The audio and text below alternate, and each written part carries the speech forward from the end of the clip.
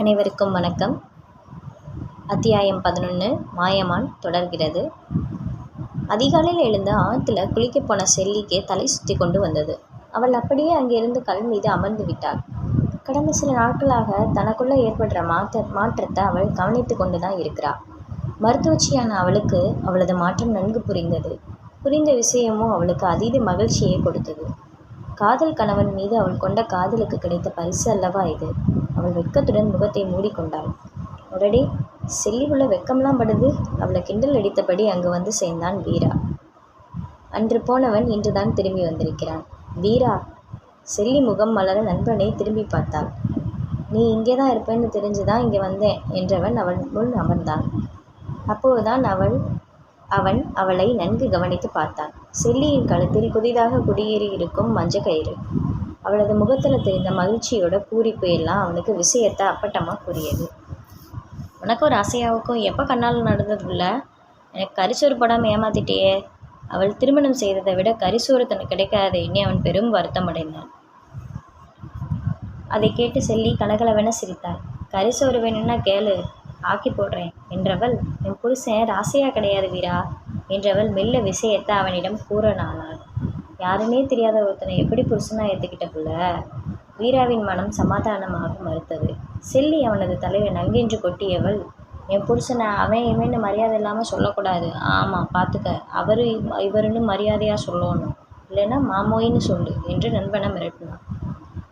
தோழியின் விழிகளில் வழிந்த காதல், முகத்தில் தெரிந்த நாணம் எல்லாம் அவளுடைய மகிழ்ச்சியான திருமண வாழ்க்கையை எடுத்து கூற, அதற்கு மேல் வீரா தாமதிக்கவில்லை. செந்தில்குமாரை தனது தோழியின் கணவனாய் ஏற்றுக்கொண்டான்.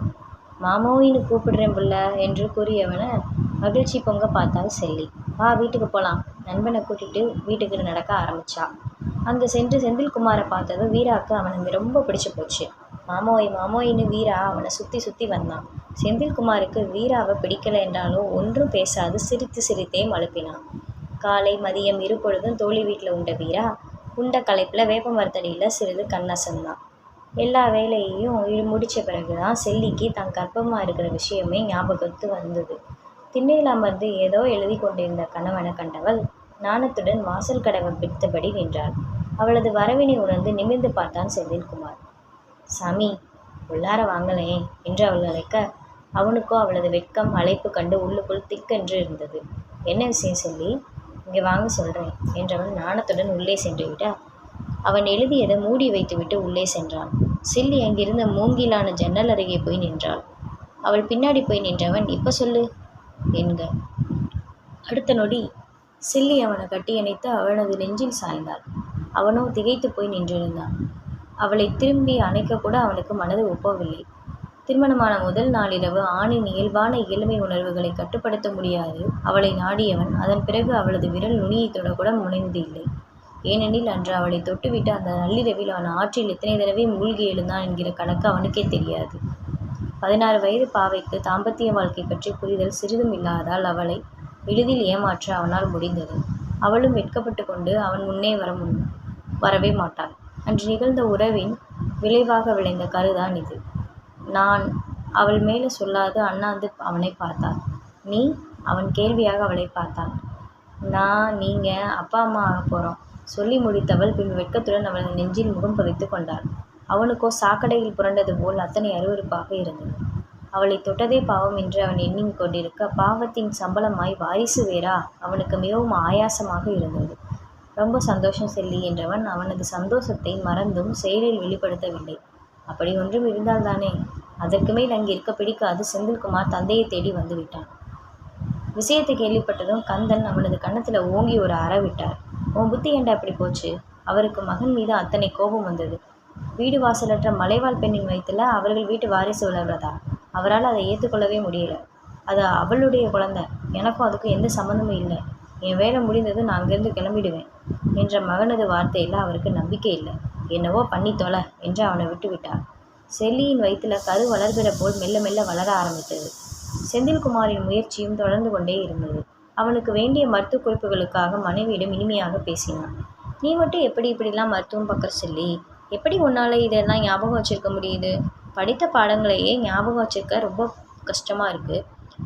அனுபவம் தான் பாடம், அதனால தான் மனசுல பதிஞ்சிருக்கு என்று அவள் முடித்து கொள்வாள். மறந்தும் சித்த மருத்துவம் பற்றி மூச்சு விட மாட்டாள். கணவனே ஆனாலும் இந்த விஷயத்தில் அவள் அவனை விலக்கிதான் வைத்திருந்தாள். அந்த சமயத்தில்தான் திருவேங்கடம் தனது மனைவி சுபத்ராவுடன் அங்கு சிகிச்சைக்காக வந்தது. 5 மாத கர்ப்பிணியாக இருந்த செல்லியின் கனிவு, அன்பு சுபத்ராவுக்கு மிகவும் பிடித்து போனது. வீரா சொல்லிட்டு தான் போனான். அவனோட ஜோட்டு மாறி அனுப்பி வச்சவங்க தானே நீங்க? ஆமாம்மா என்ற திருவேங்கடம். எங்களுக்கு கல்யாணமாகி 5 வருஷமாச்சு. இன்னும் குழந்தை பாக்கியம் கிடைக்கல. நான் பொறுமையாக காத்திருக்க தயார். ஆனால் என் மனைவி சுபி அழுதே கரையிறா. என் நிலை கேள்விப்பட்ட மாதிரி தான் உங்களை போய் பார்க்க சொன்னான். அதான் இங்கே வந்தோம். ரொம்ப சந்தோஷம் ஐயா. மாயம்மாவை தேடி வந்துட்டீங்கள்ல, இனி நல்லதே நடக்கும் என்று செல்லி இருவரையும் பரிசோதித்து சிகிச்சை கொடுக்க ஆரம்பித்தார். அங்கிருந்த 10 நாட்களில் ஏனோ செந்தில்குமார் சுபத்ராவின் கண்களில் தென்படவே இல்லை. இதை விதி என்பதா சதி என்பதா என்னவென்று சொல்ல. 10 தினங்கள் கழிந்து சிகிச்சை முடிந்து திருவேங்கடம் சுபத்ரா இருவரும் கிளம்பினர். இனி அம்மா வர வேணாம்யா, நீங்கள் மட்டும் மாதந்தோறும் வந்து மருந்து வாங்கிட்டு போங்க. அதை முறையாக சாப்பிட்டீங்கன்னா உங்கள் குறை நிவர்த்தி ஆகிடும் என்றவள் இன்முகத்துடன் வழி அனுப்பி வைத்தாள். உன்னோட வாக்கு அந்த தெய்வத்தோட வாக்கா நினச்சி நான் கிளம்புறேம்மா செல்லி என்று சுபத்ரா அவளை அணைத்து கொண்டாள். அதன் பிறகு சுபத்ரா அங்கு வருவது இல்லை. திருவேங்கடம் மட்டும் அங்கு வந்து போவார். இதற்கிடையில் வேங்கையனுக்கும் மாயிக்கும் திருமணம் நடந்தது. வேங்கையன் மாயியை காதலிக்கு திருமணம் செய்து கொண்டான். மாயியின் அன்பு முரடனான வேங்கையனோட குணப்படுத்த பண்படுத்தும் என்று உணர்ந்த காளி இருவருக்கும் திருமணம் செஞ்சாரு. ராசையா மட்டும் செல்லியோட நினைவில் குடிச்சுக்கிட்டே இருந்தான். அவனது நிலையை அறிஞ்ச செல்லி கூட கவலைப்பட்டான். இந்தளவு ராசையா தன்னை காதலிப்பான்னு அவளுக்கு நினைக்கல. மாமோய், நான் இன்னொருத்தர் பொஞ்சாதி, நீ என்னைய மறக்கிறது தான் உனக்கு நல்லது என்று அவள் அவனுக்கு அறிவுரை கூற, போடி என்று அவன் அவளது அறிவுரையை உதாசீனம் செய்தான். அப்போதுதான் ராசையாவின் அம்மா நோய்வாய்ப்பட்டு படுக்கையில் விழுந்தாள். அவள் தனது கடைசி ஆசையாக மகனது திருமணத்தை முடிக்க எண்ணி மகனிடம் கூற, அவனோ வேண்டா வெறுப்பாய் திருமணத்துக்கு சம்மதித்தான். அவனது தந்தை வெளியில் பெண் தேட விருப்பமின்றி மைனாவை பெண் கேட்க, அப்போதும் காளி சின்ன மகளின் விருப்பம் கேட்டறிந்த பின்னரே திருமணத்திற்கு சம்மதித்தார். மைனாவிற்கு ராசையா மாமாவை பிடிக்கும். அது காதலா என்றுலாம் தெரியாது. அதை விட வேங்கையன் மைனாவை பேசியே கரைத்தான். செல்லி விஷயத்தில் ராசையா ஏமாற்றப்பட்டதை அவளிடம் கூறி அவனுக்கு நீதான் அனுசரணையாக இருக்கணும் என்று கூறி அவளை திருமணத்துக்கு சம்மதிக்க வைத்தான். ராசையா மைனா திருமணம் நடந்து முடிந்தது. திருமணம் முடிந்த பிறகு ராசையா தான் போக்கில் தான் இருந்தான். மைனாவுக்கு திருமண வாழ்க்கையில் பெரிதாக எதிர்பார்ப்பு இல்லாதால அவர் அவனை பொறுமையாக சகித்து கொண்டார். நம் நாட்டில் பெண்கள் தியாகிகள் தான். பெண்ணோட தியாகத்தில் தான் பல குடும்பங்கள் இன்னைக்கு நிம்மதியாக இருக்குது. இதற்கிடையில் காளி இறந்துட்டாரு. செல்லிக்கு அவரது இழப்பு பெரிய இழப்பு தான். வயிற்று மகவை எண்ணி தன்னை தேட்டிக்கிட்டா. நாட்கள் உருண்டோடியது. செல்லி நிறைமாத கர்ப்பிணியாக இருந்தார். எப்போது வேண்டுமானாலும் பிரசவமாகலாம். அந்த சமயம் கந்தன் மகனை தேடி வந்தார். வீட்டுக்கு வந்து கொண்டிருந்த செல்லி அவர் வந்ததை அறிந்து முகமலர அவர்களை நோக்கி விரைந்து வந்தாள். அருகே வந்தவள் அவர்கள் பேசியதை கேட்டு அப்படியே அதிர்ந்து போய் சிலையாக நின்றாள். இங்கே எதுக்குப்பா வந்தீங்க? சொல்லி விட்டிருந்தா நானே வந்திருப்பேனே. தந்தையுடன் இணக்கமாக பேசிய கணவனை கண்டு அவளுக்கு ஆச்சரியமாக இருந்தது. முக்கியமான விஷயம் செந்தில், அதான் நானே நேரில் வந்தேன். உனக்கு அமெரிக்காவில் படிக்க சீட்டு கிடச்சிருக்கு. சித்த மருத்துவ ஆராய்ச்சியெல்லாம் மூட்டை கட்டி வச்சுட்டு அமெரிக்கா கிளம்புற வழியை பாரு. கந்தன் கூறியதை கேட்டு அவளுக்கு திக்கென்று இருந்தது. காதல் கணவனை பிரிந்து அவள் எப்படி இருப்பாள்? அவளால் அதை நினைத்து கூட பார்க்க முடியலை. அதில் சித்த மருத்துவம் என்கிற வார்த்தையை அவள் கவனிக்கலை. ரொம்ப சந்தோஷம்ப்பா, நான் சீக்கிரமே கிளம்பி வந்துடுறேன் என்று கணவனை கண்டு அவளது முகம் சுருங்கி போய்விட்டது. ஒருவேளை தன்னையும் உடன் அழைத்து செல்வானா இருக்கும் என்று எண்ணி அவள் தன்னை தேற்றி கொண்டாள். இன்னும் இங்கே என்ன இருக்குன்னு உட்காந்துட்ருக்க? அந்த பொட்டச்சி வயிற்றை தள்ளிட்டு நடக்கிறத பார்க்க எனக்கு ரத்தம் கொதிக்குது. ஆத்திரமாக வருது. யார் வீட்டு வாரிசு? யார் வயிற்றுல? கந்தன் தலையில் அடித்து கொண்டார். அப்பா, நானே கெஸ் பண்ணி சில மருந்துகளை பற்றிய குறிப்புகளை எழுதி வச்சுருக்கேன். அதுக்கான ப்ரூஃப் மட்டும் கிடச்சதுன்னா எடுத்துகிட்டு வந்துடுவேன். ப்ரூஃப் இல்லாமல் வெளிநாட்டுக்காரன் எதையும் நம்ப மாட்டான். சித்த மருத்துவம் பற்றி சித்தர்கள் எழுதிய ஓலை சுவடிலாம் செல்லிக்கிட்ட தான் இருக்குது. புருஷனான என்னை நம்பி கூட அதை பற்றி ஒரு வார்த்தை சொல்ல மாட்டேங்கிறா. எனக்கு வர்ற ஆத்திரத்துக்கு அவளை செந்தில்குமார் இயலாமையுடன் தனது உள்ளங்கையை அருகில் இருந்த மரத்தின் மீது குத்தினான். கணவனது வார்த்தைகள் கேட்டு செல்லி மயங்கி விடாமல் இருந்ததே பெரிய ஆச்சரியம். வயிற்றுக்குள் உதைத்த மகவினால் சுரணை அடைந்தவள் பக்கத்தில் இருந்த மரத்தின் பின்னால் சென்று மறைந்து நின்று அதன் மீது சாய்ந்து கொண்டாள். அவளது விழிகளில் இருந்து கண்ணீர் வழிந்தது. காதல் என்கிற பெயரில் தான் முட்டாளாக்கப்பட்டு இருப்பதை அறிந்து அந்த சின்ன பெண் கதறி அழுதாள். காதல் தோல்வியை விட காதலில் ஏமாற்றமடைவது மிகப்பெரிய வலி கொடுக்கும். அத்தகைய வலியை அவள் அனுபவித்துக் கொண்டிருந்தாள். தனக்கு மட்டும் ஏன் இந்த நிலைமை என்று. சித்த மருத்துவத்திற்காக அவளது கணவன் அவளது பெண்மையை களங்கப்படுத்தி இருக்கிறான். நினைக்க நினைக்க முதலில் வேதனை நிறைந்தது. அதற்கு அடுத்து வலி எழுந்தது. பின்பு எல்லாம் மறைந்து அவளது மனதில் ஒருவித வெறுமை நிலை ஆட்கொண்டது.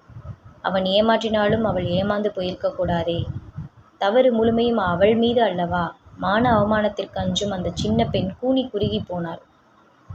அதற்கு மேல் அவர்கள் என்ன பேசினார்கள் என்பதை அவள் கேட்கவில்லை. கேட்காத அளவிற்கு அவளது மூளை மரத்து போயிருந்தது. எத்தனை நேரம் அப்படியே இருந்தாளோ?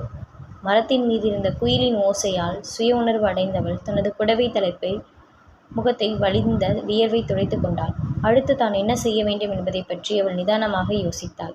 பின்பு வீட்டை நோக்கி நடக்கலானாள். தொடரும்.